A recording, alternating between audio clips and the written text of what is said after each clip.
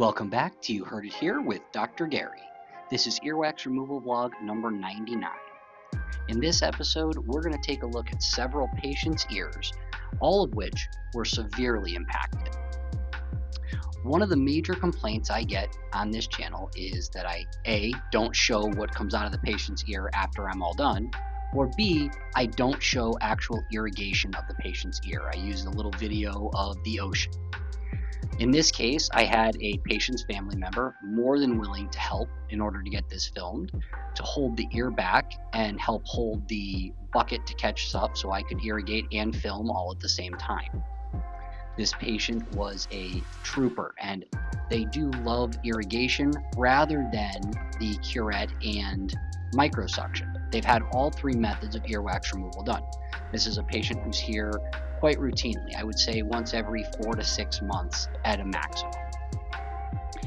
So as we get into this ear, you can see that we use the curette to open up some of that earwax to get it away from the ear canal wall prior to doing irrigation. Again, irrigation, as long as you're using clean water and the eardrum is intact and the ear canal itself is not surgically altered, is not going to hurt a patient. We don't want to let water sit in the ear canal for too long. We don't want to keep it in there. However, just irrigation like this is safe.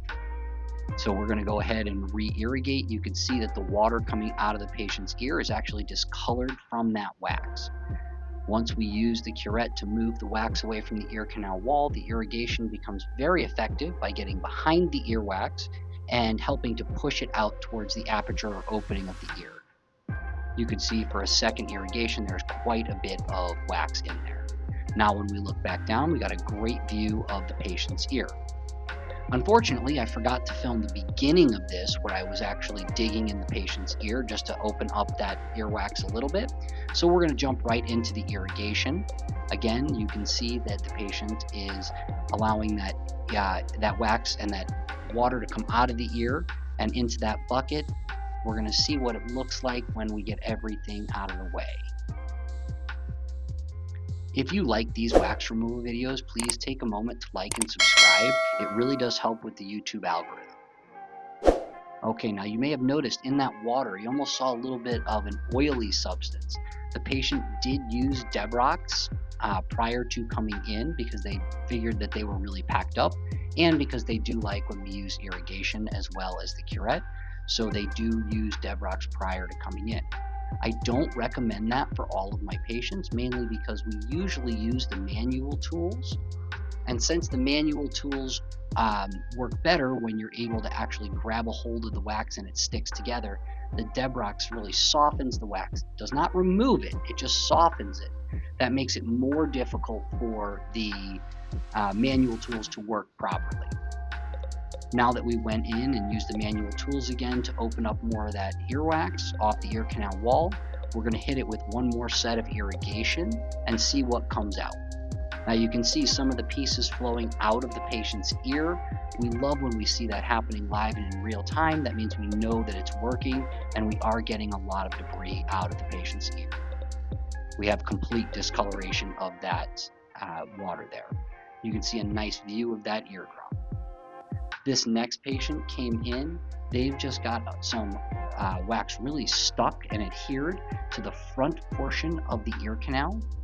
As we pull that wax out, that all came out in one giant chunk. You get a great view of the eardrum.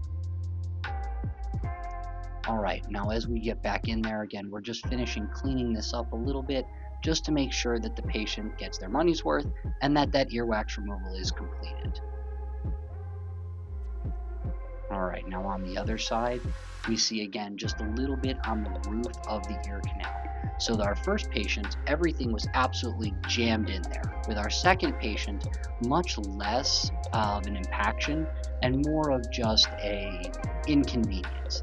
They could feel something in the ear and they wanted us to have it cleaned out. Now our next patient is one where the wax is truly just packed in there. They did a great job of lodging it really deep down that ear canal. You can even see little bits of fibers from a Q-tip that they were using when they were trying to get this wax out. This one is one of those wax removals that we love. There's a nice giant chunk that came out of the patient's ear. and there's still a whole load down there. But this is the type that we love because it really does come out in large chunks and really allows us to get in there and pull it all out in one piece. That's very satisfying, especially when we're able to get it done like this. You can see now we've got it off the ear canal wall. We're going to head back in and we're going to try to push that wax forward and down, allowing us to get behind it and pull everything out in this one swoop. All right, and as we look back in there, you get a great view of the ear canal. This has been Earwax Removal vlog number 99. Thank you for watching, and I look forward to seeing you in our next video.